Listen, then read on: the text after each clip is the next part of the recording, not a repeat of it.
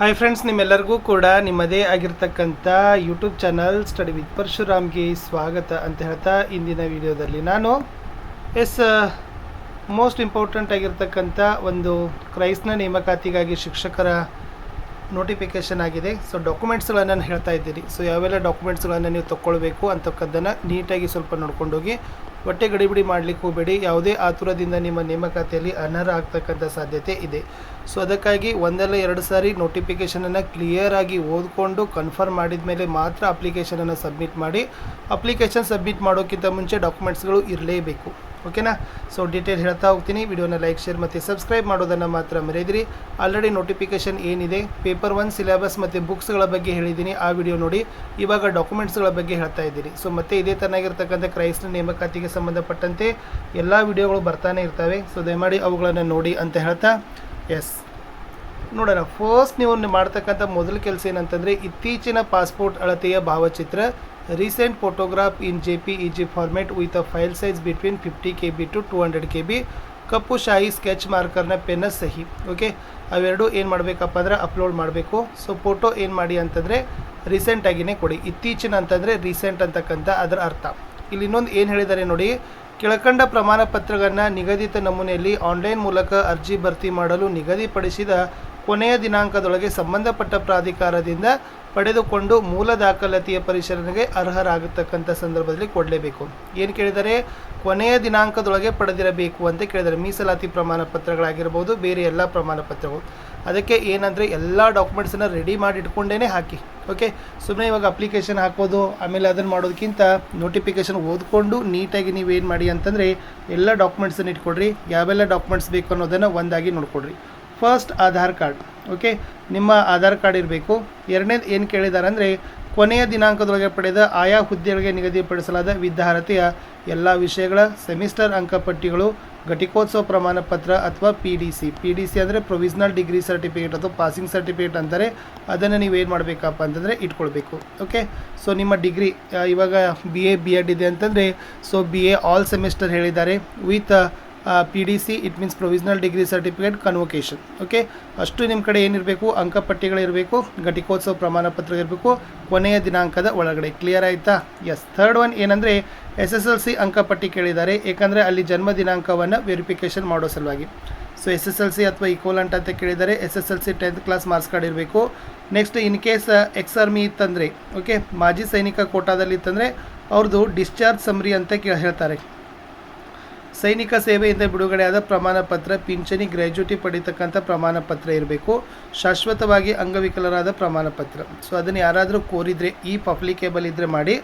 ಆಮೇಲೆ reservation caste certificate ಕೇಳಿದ್ದಾರೆ. SC ST category 1, 2A, 2B, 3A, 3Bಗಳು ಅವ್ರ ನಮೂನೆಗಳನ್ನು ಕೊಟ್ಟಿದ್ದಾರೆ. ಅದೇ ನಮೂನೆಗಳಲ್ಲಿ ನೀವೇನು ಮಾಡಬೇಕು, ಅವುಗಳನ್ನು ಕೊಡಬೇಕು. ಇನ್ನು ರೂರಲ್ ಇದೆ ನೋಡಿ, ಗ್ರಾಮೀಣ ಮೀಸಲಾತಿ ಪ್ರಮಾಣ ಪತ್ರ ನಮೂನೆ 1ರಲ್ಲಿ. ಓಕೆ, ಸೊ ಅವಾಗ ನೀವೇನು ಮಾಡಬೇಕು ಅಂತಂದರೆ ಅದನ್ನು ಕೂಡ ನೀವು ಇಟ್ಕೊಳ್ಬೇಕಾಗ್ತದೆ. ರಿಸರ್ವೇಷನು ಸಾಮಾನ್ಯ ಅರ್ಹತೆ ಅಭ್ಯರ್ಥಿಗಳು ನಮೂನೆ 1ರಲ್ಲಿ ಮಾತ್ರ. ಗ್ರಾಮೀಣ ಮೀಸಲಾತಿ ಕೋರಿದ ಪರಿಶಿಷ್ಟ ಜಾತಿ, ಪರಿಶಿಷ್ಟ ಪಂಗಡ, ಪ್ರವರ್ಗಗಳು ನಮೂನೆ 2ರಲ್ಲಿ ಅಂತ ಹೇಳಿದ್ದಾರೆ. ಸೊ ಇಲ್ಲಿ ರೂರಲ್ ಅನ್ನೋದು ಕೂಡ 2 ಇರ್ತದೆ. ಒಂದು GM ಇರ್ತದೆ, ಒಂದು ಕ್ಯಾಟಗರಿ ಇರ್ತದೆ. ಅದನ್ನು ನೋಡ್ಕೊಡ್ರಿ. ಇನ್ನು ಕನ್ನಡ ಮಾಧ್ಯಮ ಕೇಳಿದ್ದಾರೆ. ನೀವು ರಿಸರ್ವೇಷನ್ ಅಪ್ಲೈ ಮಾಡಿದರೆ ಕನ್ನಡ ಮಾಧ್ಯಮ ಹಾಕಬೇಕು. ಆಮೇಲೆ ತೃತೀಯ ಲಿಂಗಿ, ಓಕೆ, ಟ್ರಾನ್ಸ್ಜೆಂಡರ್ ಅಂತ ಕೇಳ್ತಾರಲ್ಲ, ನೀವೇನಾದರೂ ಇದ್ದರೆ ಜಿಲ್ಲಾ ಮ್ಯಾಜಿಸ್ಟ್ರೇಟ್ರಿಂದ ಪಡೆದಿರ್ತಕ್ಕಂಥ ಸರ್ಟಿಫಿಕೇಟ್ ಬೇಕು. ನೆಕ್ಸ್ಟ್, ಸೇವೆಯಲ್ಲಿರೋ ಅಭ್ಯರ್ಥಿಗಳು, ಇನ್ ಕೇಸ್ ಯಾರಾದರೂ ಅಪಾಯಿಂಟ್ಮೆಂಟ್ ಇನ್ ಸರ್ವಿಸ್ ಕ್ಯಾಂಡಿಡೇಟ್ಸ್ ಇತ್ತಂದರೆ, ಸೊ ಇನ್ ಸರ್ವಿಸ್ ಇತ್ತಂದರೆ ನಿಮ್ಗೆ ಏನು ಹೇಳಿದ್ದಾರೆ ಅಂತಂದರೆ ನಿರಾಕ್ಷೇಪಣಾ ಪ್ರಮಾಣ ಪತ್ರ.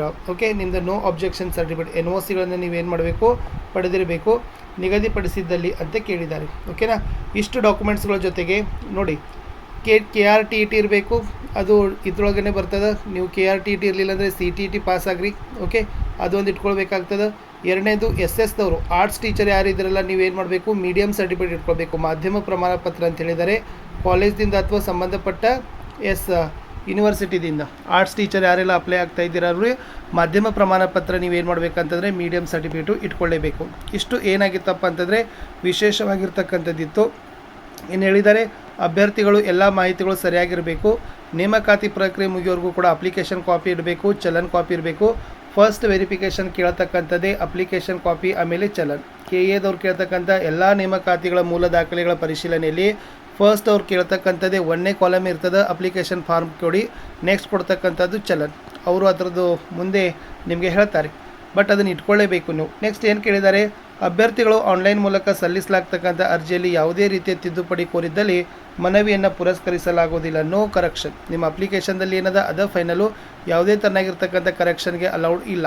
ನೆಕ್ಸ್ಟ್, ಈಗಾಗಲೇ ಸೇವೆಯಲ್ಲಿ ಸಲ್ಲಿಸಿರುವ ಅಭ್ಯರ್ಥಿಗಳು ನಿರಕ್ಷೇಪಣಾ ಪ್ರಮಾಣ ಪತ್ರವನ್ನು ಪಡೆದುಕೊಳ್ಳಬೇಕು. ಸೇವಾ ವಿವರಗಳನ್ನು ಅರ್ಜಿಯಲ್ಲಿ ನಮೂದಿಸಬೇಕು.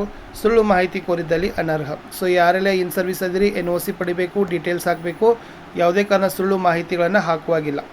ಲಾಸ್ಟ್ ಡೇ ಏನಾದರೂ ಗವರ್ಮೆಂಟ್ ಹಾಲಿಡೇ ಇತ್ತಂದರೆ ಮಾರನೆಯ ದಿನ, ನೆಕ್ಸ್ಟ್ ಡೇ ಏನಾಗಿರ್ತದೆ ವರ್ಕಿಂಗ್ ಡೇ ಅಂತ ತಿಳ್ಕೊ ಅಂತ ಹೇಳಿದ್ದಾರೆ. ಆಮೇಲೆ ಈ ಪ್ರಕ್ರಿಯೆ ಮುಗಿಯೋವರೆಗೂ ಕೂಡ ಮೊಬೈಲ್ ನಂಬರ್ ಮತ್ತು ಇಮೇಲ್ ಫೈನಲ್ ಇರಬೇಕು.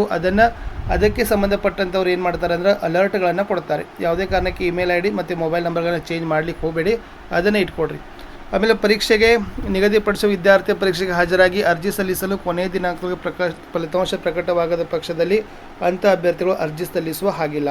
ಸೊ ಯಾರೆಲ್ಲ ವೇಟಿಂಗ್ ಫಾರ್ ರಿಸಲ್ಟ್ ಅದಿರಿ, ಸೊ ಲಾಸ್ಟ್ ಡೇ ಒಳಗಡೆ ಬರದೇ ಇತ್ತಂದ್ರೆ ಅಪ್ಲಿಕೇಶನ್ ಹಾಕ್ಲಿಕ್ಕೆ ಅವಕಾಶ ಇಲ್ಲ ಅಂತ ಹೇಳಿದ್ದಾರೆ. ಓಕೆನಾ.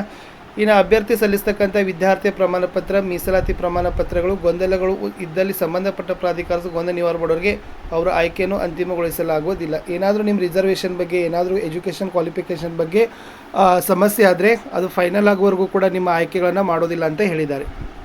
ಇನ್ನು ಅಭ್ಯರ್ಥಿಗಳು ಆನ್ಲೈನ್ನಲ್ಲಿ ಅರ್ಜಿ ಭರ್ತಿ ಮಾಡೋ ಮೊದಲು ವೆಬ್ಸೈಟ್ನಲ್ಲಿ ನೀಡುವ ಪ್ರಕಟಣೆ ಸೂಚನೆಗಳನ್ನು ಓದಿ ಅದನ್ನು ಏನು ಮಾಡಬೇಕು, ಅಪ್ಲೈಯನ್ನು ಮಾಡಬೇಕು. ರೀಡ್ ಮಾಡಿ, ಸರಿಯಾಗಿ ನೋಟಿಫಿಕೇಷನ್ನ ಓದ್ಕೊಡ್ರಿ, ಓದಿನೇ ಅಪ್ಲೈ ಮಾಡ್ತಕ್ಕಂಥ ಕೆಲಸವನ್ನು ಮಾಡಿಬಿಡಿ. ಆಮೇಲೆ ಯಾವುದೇ ರೀತಿಯಾಗಿರ್ತಕ್ಕಂಥ ಅಪ್ಲಿಕೇಶನ್ ಫಾರ್ಮ್ ರಿಜೆಕ್ಟ್ ಆಗಿದ್ದರೆ, ನಿಮಗೆ ಮೀಸಲಾತಿ ಸೌಲಭ್ಯ ರಿಜೆಕ್ಟ್ ಆದರೆ ಅದಕ್ಕೆ ನೀವೇ ಜವಾಬ್ದಾರರು. ಆಮೇಲೆ ಯಾವುದೇ ರೀತಿಯಾಗಿರ್ತಕ್ಕಂಥ ಅಪಪ್ರಚಾರವನ್ನು KA ಬಗ್ಗೆ ಮಾಡೋ ಹಾಗಿಲ್ಲ ಅಂತ ಹೇಳಿದ್ದಾರೆ. ಓಕೆ. ನೆಕ್ಸ್ಟ್, ಅಭ್ಯರ್ಥಿ ಗಳಿಸಿದ ಅಂಕಗಳ ಅಂಕಪಟ್ಟಿಯನ್ನು ಕರ್ನಾಟಕ ವಸತಿ ಶಿಕ್ಷಣ ಸಂಸ್ಥೆಗಳ ಸಂಘಕ್ಕೆ ಹಸ್ತಾಂತರ ಮಾಡ್ತಾರೆ. ಈ ವಸತಿ ಶಿಕ್ಷಣ ಸಂಸ್ಥೆಗಳ ಸಂಘದಿಂದ ನಿಯಮಾನುಸಾರ ಲಿಖಿತ ಪರೀಕ್ಷೆಯ ನಂತರ ಎಲ್ಲ ಪ್ರಕ್ರಿಯೆಗಳನ್ನು ನಡೆಸ್ತಾರೆ. Okay. KA only for the examination authority. Okay. ನಿಮ್ಮ ಬರೀ ಏನು ಮಾಡ್ತಾರೆ, ಎಕ್ಸಾಮನ್ನು ನಡೆಸಿ ನಿಮ್ಮ ಮಾರ್ಕ್ ಲಿಸ್ಟನ್ನು ಏನು ಮಾಡ್ತಾರೆ, ಕ್ರೈಸ್ಗೆ ಕೊಟ್ಟು ಕಳಿಸ್ತಾರೆ. ಕ್ರೈಸ್ನವರೇ ಮುಂದಿನ ಒಂದು ಎಲ್ಲ ಹಂತಗಳನ್ನು ಏನು ಮಾಡ್ತಾರಪ್ಪ ಅಂದರೆ ಮಾಡ್ತಾರೆ. ಅವರು ಇಲ್ಲಿ ಸ್ಪಷ್ಟವಾಗಿ ಕೊಟ್ಟಿದ್ದಾರೆ. ಏನೋ ನಿಮಗೆ ಈ ರಿಕ್ರೂಟ್ಮೆಂಟ್ ಬಗ್ಗೆ, ಅಪ್ಲಿಕೇಶನ್ ಬಗ್ಗೆ ಏನಾದರೂ ಪ್ರಾಬ್ಲಮ್ ಇತ್ತಂದರೆ ಇಲ್ಲಿ KAನ ಲೈನ್ಸ್ಗಳಿದ್ದಾವೆ. ಓಕೆ. ಸುಮಾರು 10 ಲೈನ್ ಅಂತ ಏನೋ ಹೇಳ್ತಾರೆ ಅವರು. ಬೆಳಗ್ಗೆ 10 ಗಂಟೆಯಿಂದ ಸಾಯಂಕಾಲ 6 ಗಂಟೆವರೆಗೆ ಈ KA ಅವರು ಏನು ಮಾಡಿದ್ದಾರೆ ಅಂದರೆ ಕ್ರೈಸ್ನ ನೇಮಕಾತಿಗಾಗಿ ಸಹಾಯವಾಣಿಯನ್ನು ಮಾಡಿದ್ದಾರೆ. 08023460460. ಎನಿವನ್, ನಿಮ್ಮ ಕ್ವಾಲಿಫಿಕೇಷನ್ ಆಗಿರ್ಬೋದು, ರಿಸರ್ವೇಷನ್ ಆಗಿರ್ಬೋದು, ಅಪ್ಲಿಕೇಶನ್ನ ಟೆಕ್ನಿಕಲ್ ಫಾರ್ಮ್ ಆಗಿರ್ಬೋದು, ಫೀ ಪೇಡ್ ಆಗಿರ್ಬೋದು, ಅವೆಲ್ಲರಿಗೂ ಕೂಡ ನೀವು ಮೇಲು ಮಾಡ್ಬೋದು. ಇನ್ ಕೇಸ್ ಏನು ಮಾಡ್ತಾರಪ್ಪ ಅಂತಂದರೆ ಕಾಲ್ ಮಾಡಿದರೂ ಕೂಡ ನಿಮಗೆ ರೆಸ್ಪಾನ್ಸ್ ಮಾಡ್ತಕ್ಕಂಥ ಕೆಲಸ KAದಿಂದ ಆಗ್ತದೆ ಅಂತಕ್ಕದ್ದನ್ನು ಹೇಳಿದ್ದಾರೆ. ಓಕೆನಾ. ಸೊ ಒಟ್ಟಾರೆಯಾಗಿರ್ತಕ್ಕಂಥ ಇಷ್ಟು ಡಾಕ್ಯುಮೆಂಟ್ಸ್ಗಳನ್ನ ಎಲ್ಲ ಇಟ್ಕೊಂಡು ರೆಡಿ ಮಾಡಿ ಓದಿ ಆಮೇಲೆ ಅಪ್ಲಿಕೇಶನ್ ಹಾಕಿ. ಮತ್ತೆ ಹೆಚ್ಚಿನ ಡೀಟೇಲ್ಸ್ಗಳನ್ನ ನಾನು ನಿಮಗೆ ಕೊಡ್ತೀನಿ ಅಂತ ಹೇಳ್ತಾ ವಿಡಿಯೋನ ಲೈಕ್, ಶೇರ್ ಮತ್ತು ಸಬ್ಸ್ಕ್ರೈಬ್ ಮಾಡೋದನ್ನು ಮಾತ್ರ ಮರೆಯದಿರಿ. ಬಾಯ್.